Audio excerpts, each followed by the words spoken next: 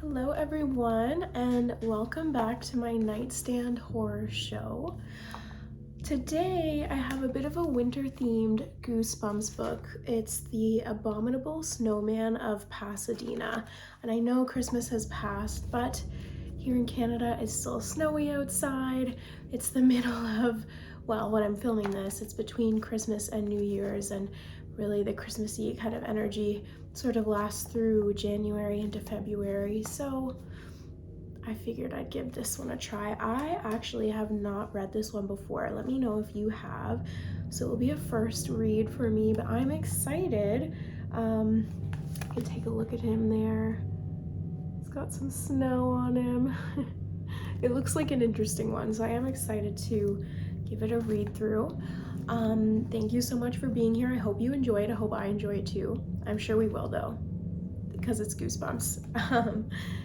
But yeah, without further ado, we'll get started here. I'm gonna start reading and posting in shorter increments though, just to help me be able to keep up with posting more regularly. I had to take a bit of a hiatus for a while, so I'm gonna do them in smaller bits and pieces. But once they're all done, I will put them all in a playlist so you can access them all together and like watch them all the way through as one video if you'd like to wait for all of them to come out.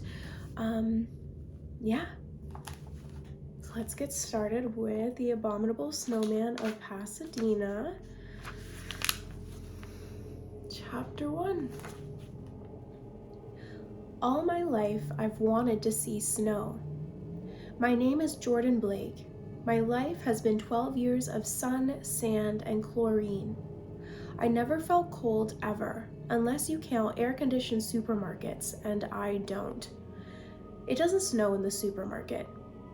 I never felt cold, that is, until the adventure. Some people think I'm a lucky guy to live in Pasadena, California, where it's always sunny and warm. It's okay, I guess, but if you've never seen snow, it seems like something out of a science fiction movie. Fluffy, white, frozen water that falls out of the sky. It piles up on the ground and you can make forts and snowmen and snowballs out of it. You have to admit it sounds weird. One day, my wish came true. I got to see snow at last, and it turned out to be weirder than I thought. Way weirder. Pay attention, kids. This is going to be cool. Dad's face glowed under the red darkroom light. My sister Nicole and I watched him developing film.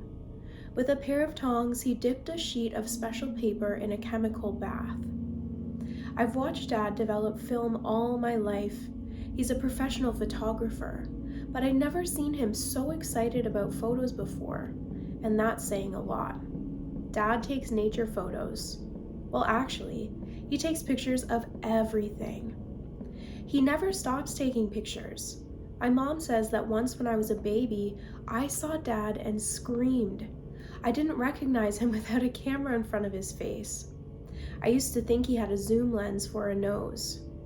Our house is filled with embarrassing pictures of me as a baby in baggy diapers, me with food all over my face, me crying after scraping my knee, me hitting my sister. Anyway, Dad had just returned from a trip to the Grand Tetons. That's a mountain range in Wyoming, part of the Rocky Mountains.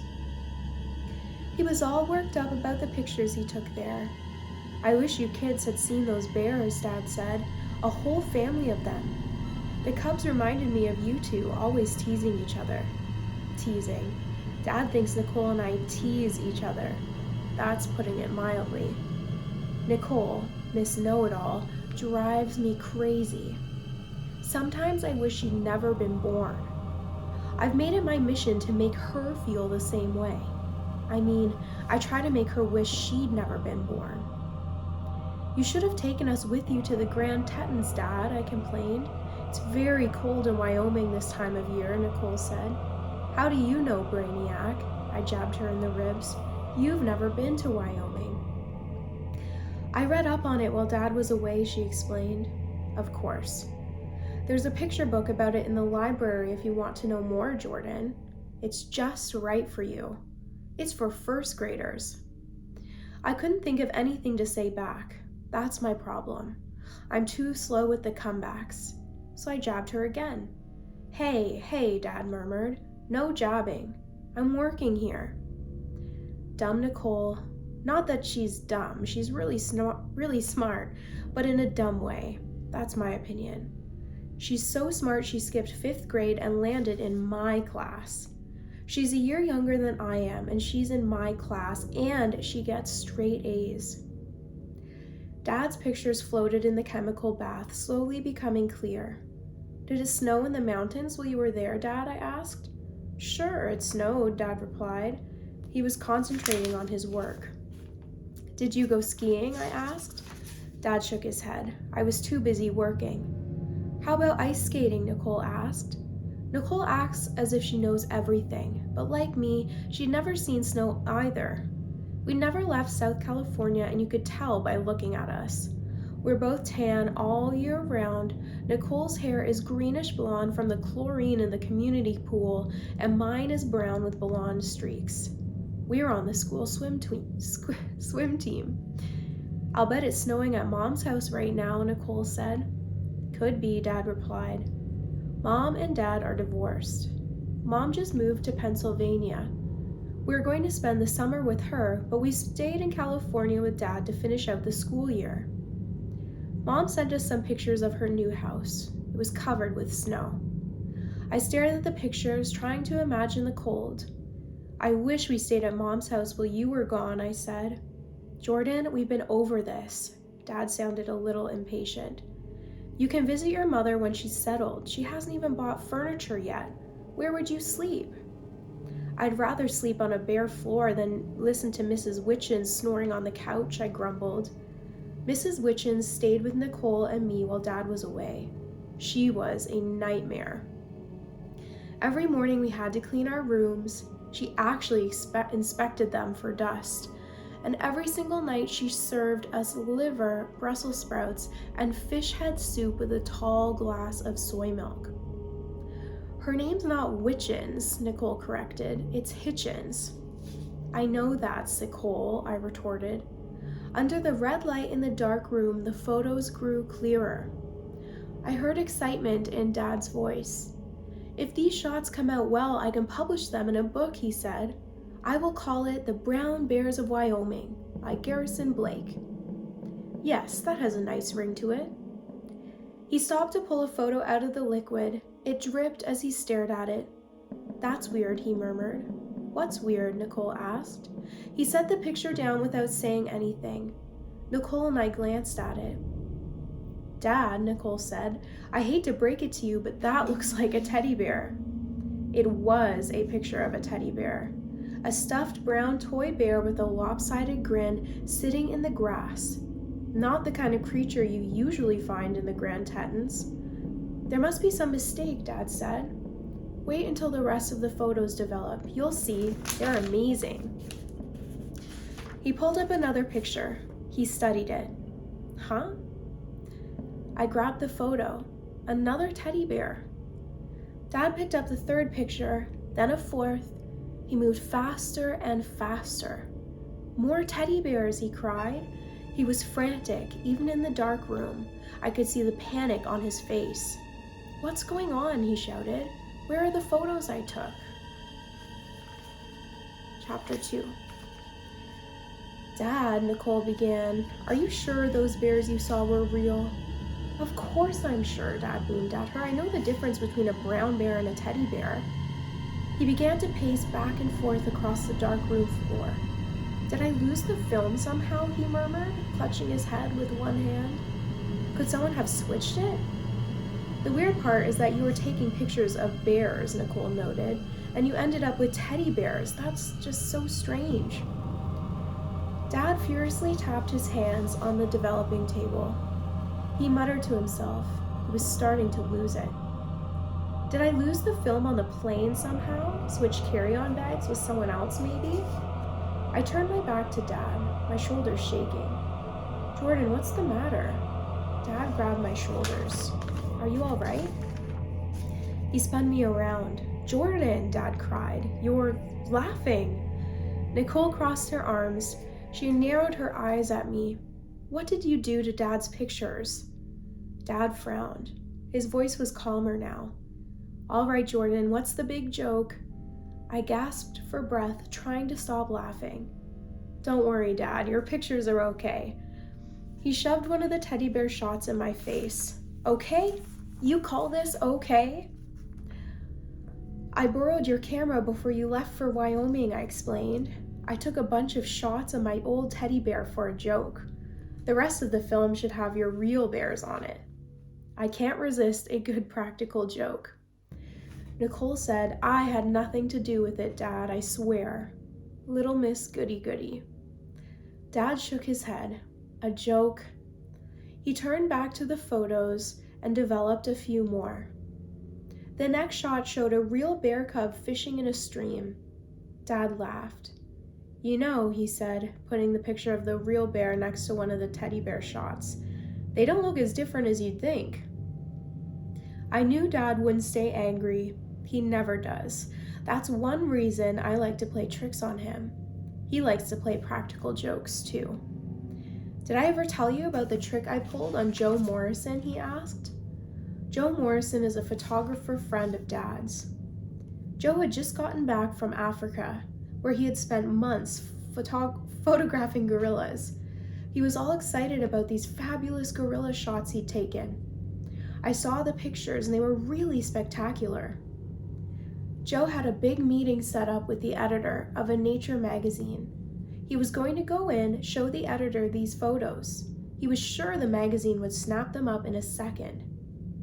Joe didn't know that the editor and I had gone to college together, so I called her up and asked her to help me play a little joke on Joe. When Joe went to see her, he showed her the pictures. She looked at them without saying a word. Finally, he couldn't stand the suspense any longer.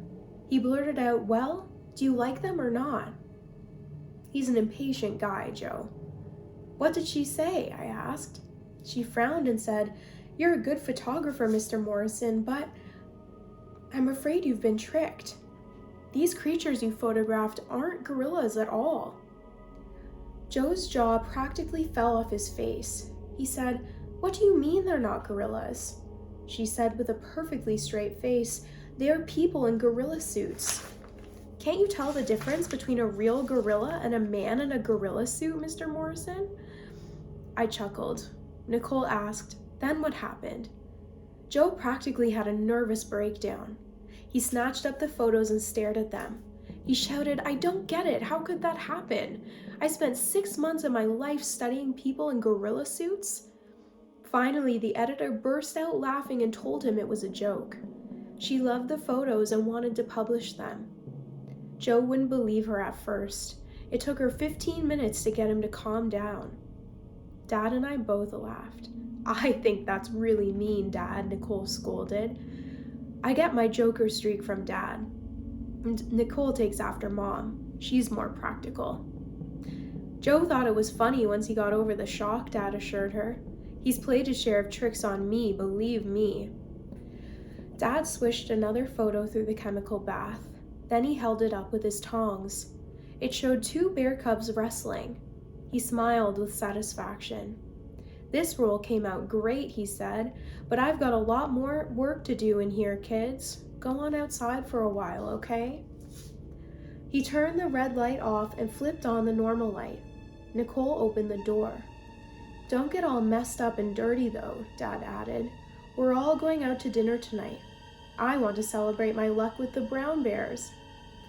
We'll be careful, Nicole promised. Speak for yourself, I said. I mean it, Jordan, Dad warned. Just kidding, Dad. A wave of heat blasted us when we opened the dark room door. Nicole and I stepped out into the backyard, blinking in the afternoon sun. It always takes my eyes a long time to adjust after I've been in the dark room. What do you want to do? Nicole asked. I don't know, I replied. It's so hot. It's too hot to do much of anything. Nicole closed her eyes and zoned out for a minute. Nicole, I nudged her. Nicole, what are you doing? I'm thinking about the snow in Dad's pictures of the Grand Tetons. I thought it would make me feel cooler. She stood perfectly still with her eyes closed. A bead of sweat dripped down her forehead. Well, I asked, is it working? She opened her eyes and shook her head. No. How can I imagine snow if I've never felt it? Good point, I sighed and gazed around me. We lived in a subdivision in the suburbs of Pasadena. There are only 3 different kinds of houses in our neighborhood. The same 3 house styles are repeated for miles around. It's so boring to look at, it makes me feel even hotter somehow. Each block has a couple of palm trees, not enough to give more shade. There's a vacant lot across the street from us, next door to the Millers. The most exciting feature of our backyard, maybe the whole block, is Dad's disgusting compost heap. I squinted and stared some more. Everything appeared bleached in the sunlight. Even the grass looked almost white. I'm so bored I could scream, I complained. Let's ride our bikes, Nicole suggested. Maybe the breeze will cool us off. Maybe Lauren will want to go with us, I added. Lauren Sachs lives next door to us. She's in our class at school. I see her so often she might as well be my sister. We rolled out our bikes from the garage and walked them over to Lauren's. We left our bikes at the side of her house, then we went around back. We found Lauren sitting on a towel under a palm tree in her backyard. Nicole sat beside Lauren on the towel. I leaned against the tree. It's so hot, Lauren whined. She tugged on her yellow shorts. She's tall and muscular with long brown hair and bangs. She has a nasal voice, good for complaining. This is supposed to be winter. It's winter everywhere else. A normal winter has snow and ice and sleet and freezing rain and cold, cold air. What do we get? Nothing but sun. Why do we have to be so hot? Suddenly, I felt pain in my back. Ow! I jerked forward. Something stabbed me, something stinging sharp and ice cold. My face twisted in pain. Jordan? Nicole gasped. What's wrong? What's wrong? Chapter 3. I clutched the icy spot on my back. What is it? I cried. It's so cold. Nicole jumped to her feet and examined my back. Jordan, you've been stabbed, she announced, with a purple popsicle. As I turned around, I heard mean laughter. The Miller twins jumped out from behind the tree. I should have known. The Miller twins, Kyle and Kara. The twin pug noses, the beady little eyes, the matching short-cropped red hair. Yuck. They carried twin super soakers, red ones. The Miller twins love practical jokes. They're worse than I am, and much meaner. Everyone in the neighborhood is afraid of them. They pounce on little kids waiting at the bus stop and rob them of their lunch money. Once they blew up the Sachs' mailbox with a stink bomb. Last year, Kyle sucker punched me during a basketball game. He thought it was funny to watch me turn purple. The Millers like to pick on me more than anyone else for some reason. Kara is just as scary as her brother Kyle. I hate to admit it. But Kara can take me out with one punch. I know that for a fact. She gave me a black eye last summer. Oh, it's so hot, Kara sneered, making fun of Lauren's whiny voice. Kyle flipped his super soaker from one hand to the other behind his back. He tried to make it look like a really complicated move. Arnold taught me how to do that, he bragged. Kyle wanted me to think he was talking about Arnold Schwarzenegger. He claims he knows Arnold. I have my doubts. Nicole tugged on the back of my shirt. Dad's gonna kill you, Jordan, she said. Why? I craned my neck backwards. The back of my white polo shirt was stained dark purple. Oh, great, I muttered. Dad said not to get messed up, Nicole reminded me, as if I needed to be reminded. Don't worry, Jordan, Kyle said. We'll clean it off for you. That's okay, I murmured, backing away. Whatever Kyle meant by clean it off, I knew I wouldn't like it. I was right. He and Kara raised their super soakers and squirted me, Nicole, and Lauren. Stop it, Lauren screamed. You're getting us all wet. Kyle and Kara laughed their maniac laughs. You said you were hot. They drenched us. My shirt was so wet I could wring a glass of water out of it. I glared at them. Kyle shrugged. We were only trying to help. Yeah, sure they were. I should have been grateful that all they did was soak us. We got off easy. I can't stand the Miller twins, neither can Nicole and Lauren. They think they're so hot just because they're 13 and they have a swimming pool in their backyard. Their father works in a movie studio. They're always bragging about how they go to sneak previews and hang out with the movie stars. I haven't seen a movie star show up at their house yet, not once. Aw, you're all wet, Kara said, sneering. Why don't you take a bike ride to dry off? Nicole and I exchanged glances. When we are alone, we don't get along so well. But when the Millers are around, we have to stick together. We knew the Millers too well. They wouldn't mention our bikes without a reason, a bad reason. What did you do to our bikes? Nicole demanded. The Millers faked wide-eyed innocence. Who, us? We didn't do anything to your precious bikes. Go see for yourself. Nicole and I glanced around the side of Lauren's house, where we left our bikes. They look okay from here, Nicole whispered. There's something wrong with them, I said. They look weird. We approached our bikes. They looked weird, all right. The handlebars had been unscrewed and twisted backwards. Hope you have reverse gear, Kyle snickered. Normally, I'm not the kind of guy who goes around getting into fights, but something in me snapped. This time, Kyle and Kara had gone too far. I jumped on Kyle. We tumbled to the ground. We wrestled. I tried to pin him with my knee, but he pushed me over onto my side. Stop it, Nicole screamed. Stop it. Kyle rolled me onto my back. You thought you could jump me, Jordan? You're too big a wimp. I kicked him. He pinned my shoulder to the ground with one knee. Nicole shouted hysterically, Jordan, look out! I glanced up. Kara stood over me, clutching a rock the size of her head. A mean grin spread across her face. Drop it, Kara, Kyle ordered. I tried to roll out of the way, but I couldn't move. Kyle had me pinned. Kara heaved the rock, then she let it drop right onto my head. I'm going to stop at chapter 4, and I'll come back to continue the story soon. I'm enjoying it so far. I'm excited to see. I have a feeling maybe the snowman, the Abominable Snowman, is going to show up and like you know how the rock is dropping? Maybe it's never going to actually hit his face because the snowman shows up and saves him somehow. That's my prediction at the moment. But we'll see next time.